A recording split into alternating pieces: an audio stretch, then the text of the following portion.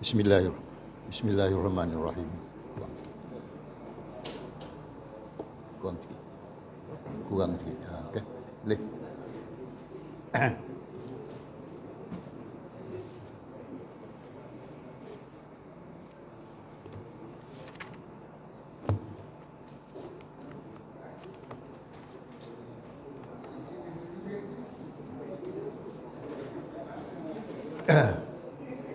Okey.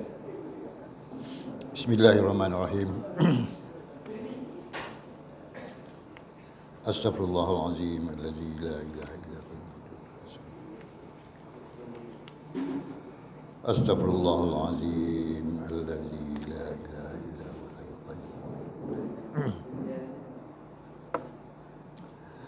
Ila hadratin Nabi sallallahu alaihi wasallam wa ala alihi wa ashabihi al-kiram syai'ulillahi lahumul Fatihah.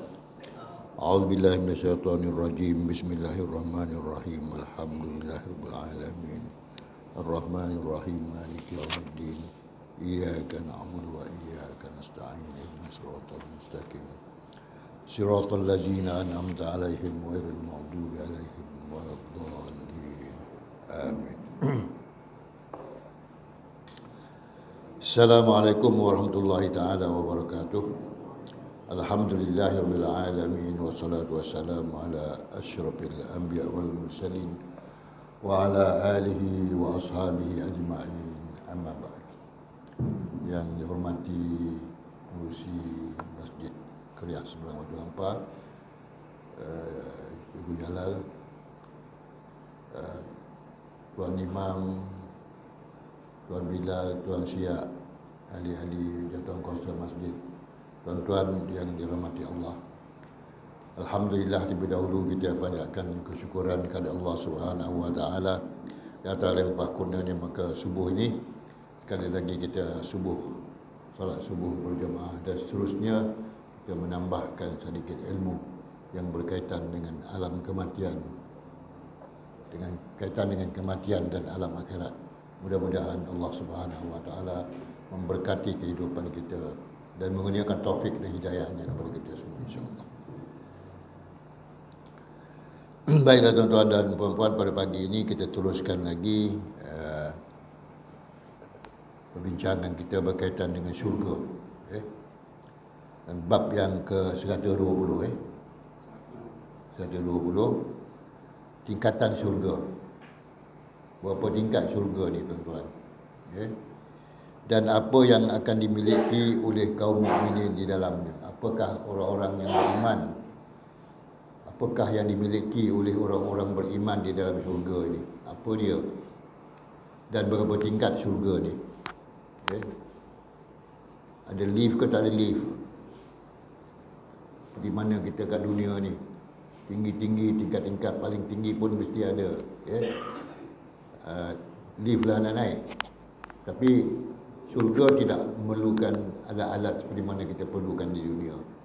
Syurga adalah nikmat Allah, yang mana sesuatu itu ia akan berlaku dengan kehendak dan keizinan Allah Subhanahu wa taala. Dalam sebuah hadis yang diriwayatkan oleh Bukhari dan yang lainnya disebutkan bahawasanya Rasulullah sallallahu alaihi wasallam pernah bersabda, di syurga ada 100 tingkatan. Syurga ada 100 tingkat. Jadi antara satu tingkat dengan satu tingkat itu berapa jarak pula? Antara setiap dua tingkatan bagaikan antara langit dan bumi. 100 tingkatan, dan di atas satu tingkat dengan satu tingkat yang satu lagi, jaraknya sama seperti langit dan bumi. Sama seperti langit dan bumi. Berapa jauh langit dan bumi? Kita ni ada 7 petala langit lah.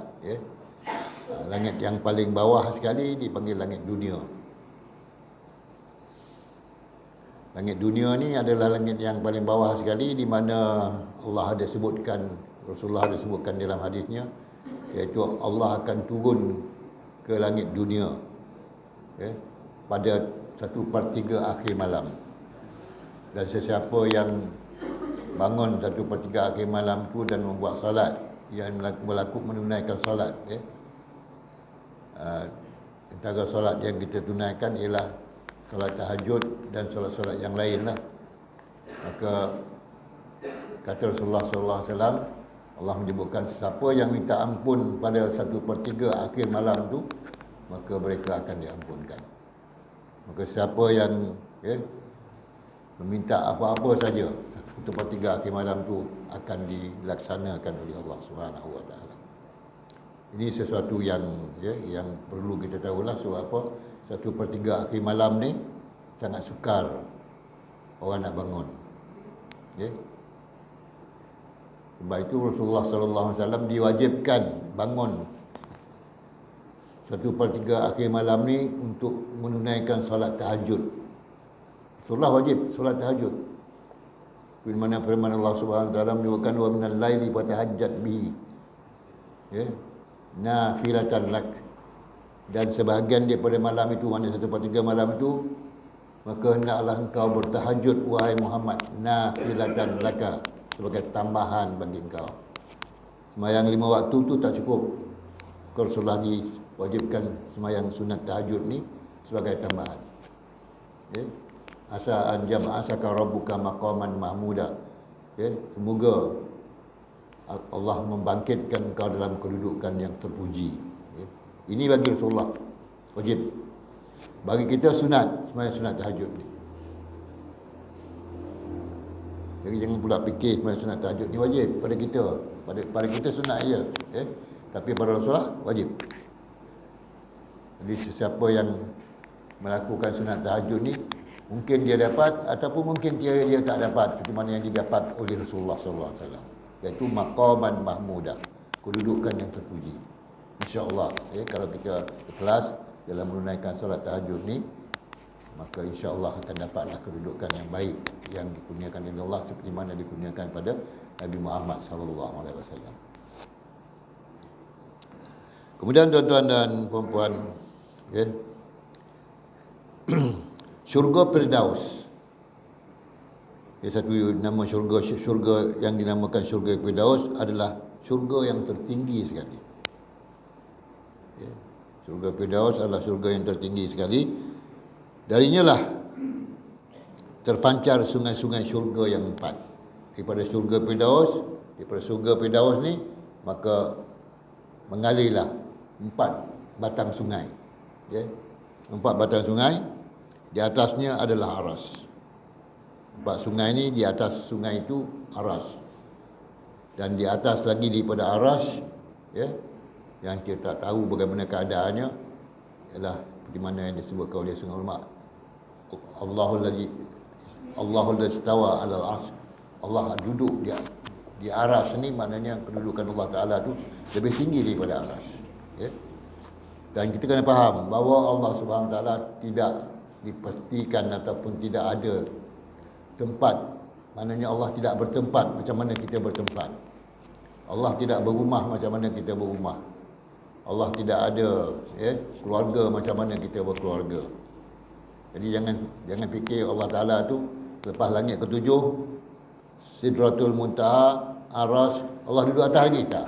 Allah bukan duduk di atas lebih daripada aras, tetapi tempat itu adalah paling mulia lah, paling tinggi, dan tak, malaikat Jibril pun tidak dibenarkan sampai ke situ dalam malam Isra dan Mi'raj, kecuali Nabi Muhammad sallallahu alaihi wasallam sahaja yang boleh melangkah ke Sidratul Muntaha itu, tuan-tuan dan puan-puan. Jadi syurga Firdaus ni adalah syurga yang paling tinggi sekali dalam syurga, dan daripada situlah mengalirnya 4 batang anak sungai. Dalam hadis lain yang diriwayatkan oleh Ibnu Majah, disebutkan bahawasanya Rasulullah sallallahu alaihi wasallam telah bersabda, apabila orang-orang yang gemar membaca Al-Quranul Karim telah masuk syurga, maka akan dikatakan kepada mereka, bacalah dan naiklah.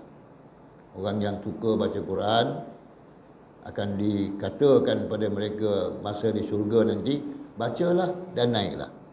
Baca lagi, naik lagi. Baca lagi, naik lagi. Bagi orang yang suka baca Quran semasa hidup kat dunia ni. Sebab itu kita kena menjadikan Al-Quran itu sebagai bacaan yang paling kita suka dan paling kita minati dan paling kita nak ambil tahu adalah bacaan Al-Quran. Sebab di akhirat besok orang yang baca Quran ni akan diserukan supaya naik dan terus naik sampai mana dia habis baca Quran. Ya. Sebab itu hari ni tuan-tuan dan puan ramai anak-anak Islam kita yang menghafal Al-Quran dengan harapan, dengan doa, ya.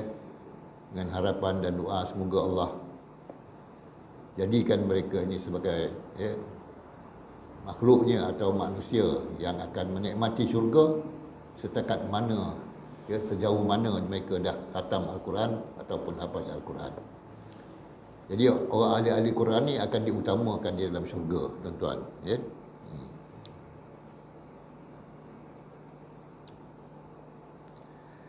Maka akan dikatakan kepada mereka, bacalah dan naiklah.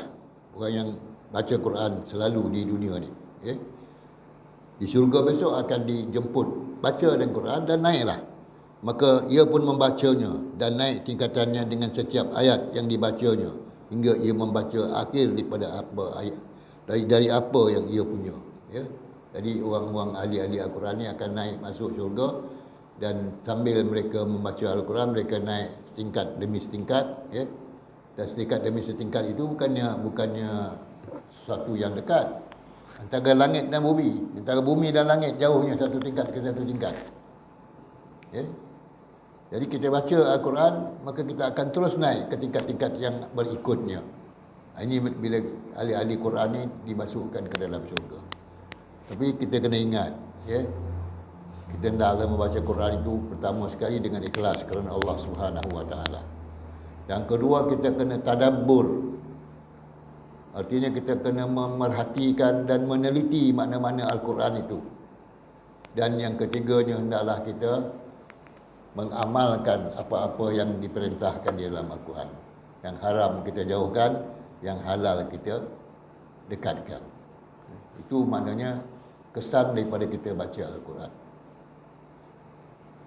Sebab itu Rasulullah ada menyebutkan dalam hadisnya, kam min qari'il Quran, berapa ramai orang yang membaca Al-Quran, fal Quran yal'anuhu, berapa ramai orang yang baca Quran ke Rasulullah tapi Quran melaknatnya. Sebab dia baca tapi dia tak faham, satu. Yang kedua, dia tak mengamalkan, ya. Apa yang dia sebut di dalam Al-Quran tu dia tak mengamalkan dan dia tidak memahamkan dan tidak meneliti mana-mana Al-Quran tersebut. Sebab itu surah sebut kam min qari'il Quran fal Quran yal'anhu, berapa ramai orang yang baca Quran tapi Quran tu sendiri melaknat dia.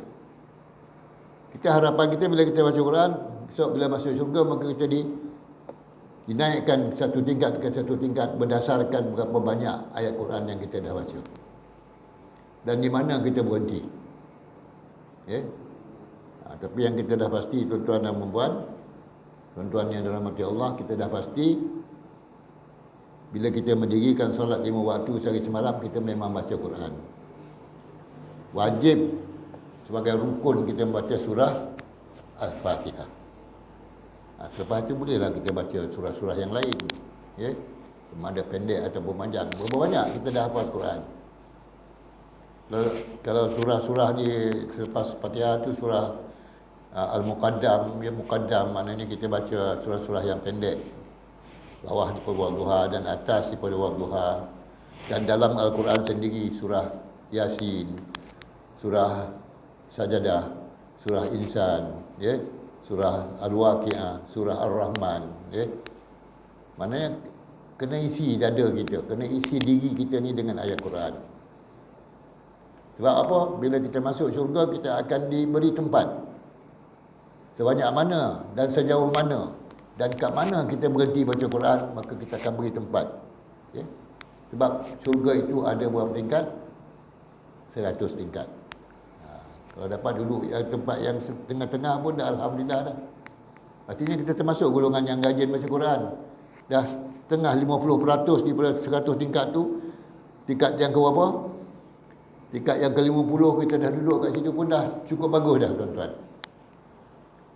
Tapi kalau hafaz tingkat 100 tu orang-orang yang hafaz Quran lah, ya.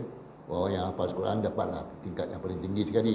Kita ni kalau tak hafal Quran pun kita hafal dah ayat-ayat yang pendek, kemudian ayat yang sederhana pendek, sederhana panjang, ya. Yang panjang sikit bila kita hafal surah Yasin, itu 83 ayat. Apa Yasin tu alhamdulillah lah. Kalau kita nak pastikan dan Yasin kita tu tak hilang, ya. Bila ada majlis baca Yasin ni, tak payah bagi kita Yasin, baca sendiri. Adalah motivasi untuk kita hafal surah Yasin. Tapi kalau dah bagi surah tu, ya, tak ada motivasi lah, dengan harapan dapat surah tu, ya. Saya ada satu majlis bacaan Yasin ni. Saya ada satu majlis bacaan, dia tak bagi surah Yasin. Tapi yang datang tu kebanyakan pelajar-pelajar daripada maktab perguruan Islam ataupun daripada pesyarah-pesyarah dia, ya. Tapi bila orang yang datang bukan daripada golongan yang memang, ya, mengkaji agama dan memahamkan tentang agama ni, bila dia masuk tak ada surah Yasin, dia diam je lah. Sebab dia dengan harapan dia dapat surah ni, barulah dia boleh baca Yasin. Kalau tak ada surah, tak dapat baca Yasin, ya. Jadi rugilah kita bila ada majlis Yasin, kita tak dapat baca Yasin sebab tak diedarkan surah Yasin, ya. Jadi sebab itu setengah-setengah orang dia dah bersedia dah. Ini majlis baca Yasin ni tak ada atau tidak surah ni, bawa surah sendiri. Kalau takkan termenung je orang lain baca, dia tak tahu nak baca, ya. Jadi ada surah yang panjang kita baca satu, ya, di dalam Al-Quran. Mudah-mudahan dengan surah yang panjang ini kita naik ke tingkat yang lebih tinggi lagi di dalam syurga, yang tingginya berapa tingkat? 100 tingkat.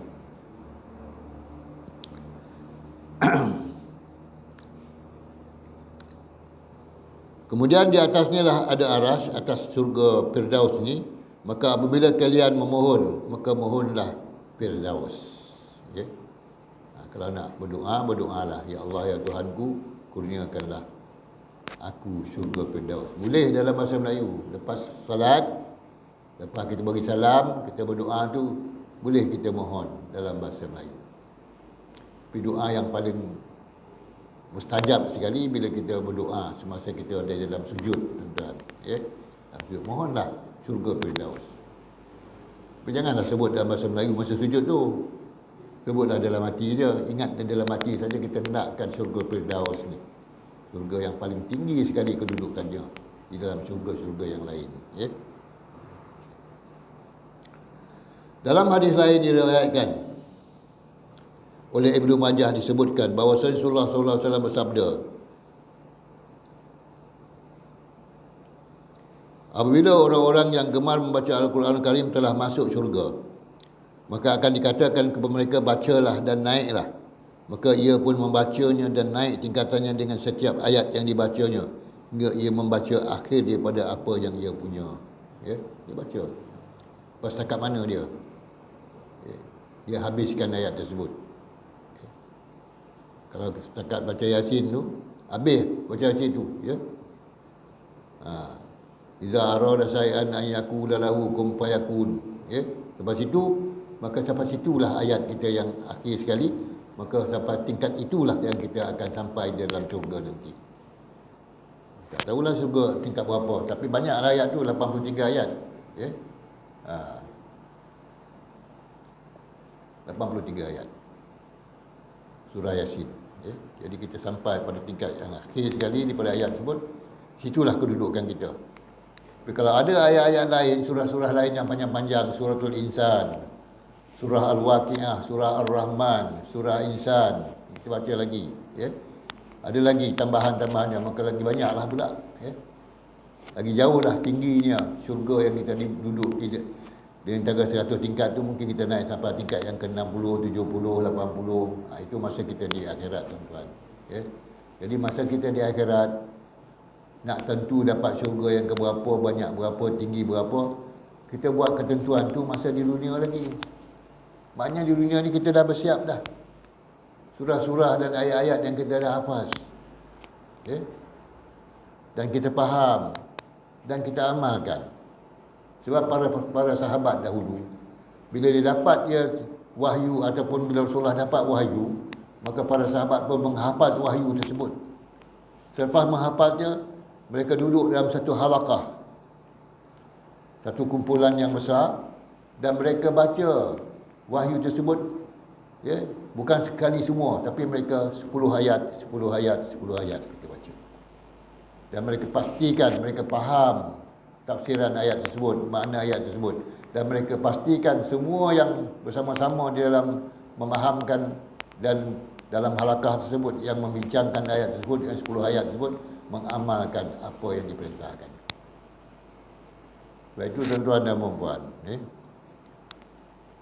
tak ada perempuan sebab tu tuan-tuan yang dirahmati Allah, bila turunnya ayat, antara ayat-ayat yang banyak-banyak tu turun ayat yang menyebutkan tentang keburukan arak contohnya. Sebab sahabat-sahabat dulu memang minum arak sebelum Islam, dan tabiat itu mereka bawa juga selepas mereka masuk Islam. Tetapi apabila diturunnya ayat innamal khamru wal maisiru wal ansabu wal azlamu rijsun min amali syaitan, sesungguhnya arak, innamal khamru wal maisiru, dan judi, wal azlamu, cucuk cabut-cabut undi ni, innamal khamru wal maisiru wal ansabu wal azlamu, cabut-cabut undi ni semua ni rijsun. Dalam Quran sebut rijsun maknanya najis, min amali syaitan, daripada amalan syaitan. Maka para sahabat waktu tu bila dah faham dia ayat tersebut dan mereka dah tahu itu adalah tegahan daripada Allah SWT, terus mereka berhenti minum arak. Walaupun sebelum itu ada ayat yang membolehkan mereka minum arak.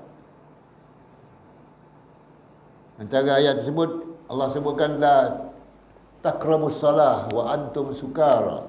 Janganlah kamu mendekati salat sedangkan kamu mabuk. Maknanya boleh mabuk tapi jangan sembahyang dulu. Itu belum datang pengharaman lagi. Tapi bila datang pengharaman, innamal khamru wal ansabu wal azlamu rijsun najis, dan dia adalah amalan syaitan, terus berhenti semuanya. Bukan setakat berhenti, mana-mana yang ada stok arak kat rumah dia tu semua dia buang. Kalau rumah dia 2 tingkat, dia curah ke bawah. Ke jalan raya di Madinah tersebut penuh dengan arak dibuang oleh para sahabat. Macam tu sahabat mengamalkan ayat-ayat Quran. Kita tak boleh ikut, tuan-tuan. Sebab apa? Zaman sahabat adalah zaman yang sangat tinggi takwa mereka, keimanan mereka. Zaman hari ini kalau kita sebutkan tentang arak tu najis, orang tak pandang, orang tak dengar pun. Malahan ada iklan ataupun ada kempen dadah itu najis. Orang cari dadah lagi ada. Lagi ramai pula yang pergi masuk pusat dadah. Pusat apa? Pusat serenti itu kena dadah. Tak terkesan. Sebab bila kita katakan dadah itu najis, itu bukan wahyu. Tak beri kesan. Sebab dia bukan wahyu. Tapi kalau sekiranya ayat Quran, dia adalah wahyu Allah, dia adalah mukjizat, maka dia memberi kesan. Dan akhirnya sahabat-sahabat dan juga orang-orang Islam zaman Rasulullah dan seterusnya tidak meminum arak. Kita pun ada bacakan artikel-artikel yang Amerika pun ada kempen supaya rakyat dia jangan minum arak. Habis berapa bilion mereka kempen tentang arak ni, tapi rakyat dia tetap juga minum arak.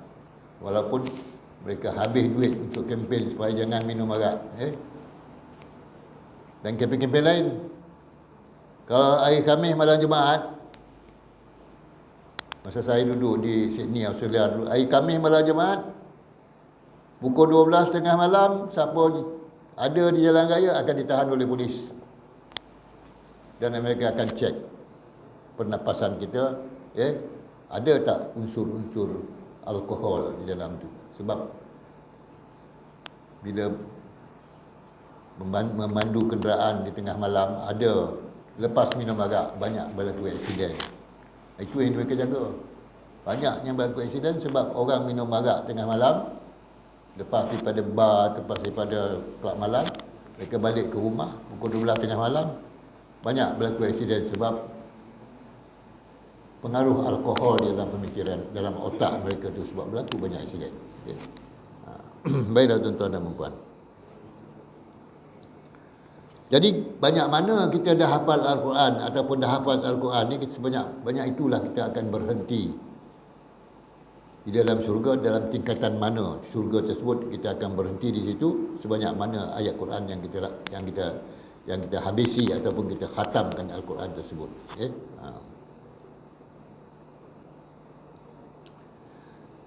Sedangkan dalam hadis yang diriwayatkan oleh Abu Daud disebutkan, akan dikatakan kepada pembaca Al-Quranul Karim, bacalah dan perhaluslah dan bacalah sebagaimana kamu membacanya ketika di dunia, kerana sesungguhnya tempatmu bergantung kepada akhir ayat yang kamu baca. Bila kita sampai di syurga sebagai seorang ahli baca Quran, maka kita akan digalakkan, bacalah, baca dan bacalah.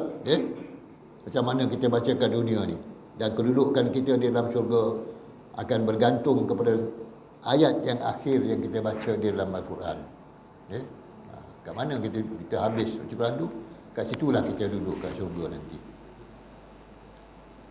Sebab tu antara perkara-perkara yang kita kena ingat, masa kita hidup kat dunia ni, masih lagi kuat, masih lagi sihat, masih lagi boleh baca Quran, kita baca je lah Quran. Baca Quran ni, supaya dia jadi sebati dalam diri kita. Sebab itu kita diperintahkan, wajib, rukun 17 kali satu hari baca surah Al-Fatihah. Kalau setakat tu yang kita lanjak, banyak tu je lah syurga kita besok. Setakat Fatihah tu je lah. Ada berapa ayat Fatihah? 156 huruf.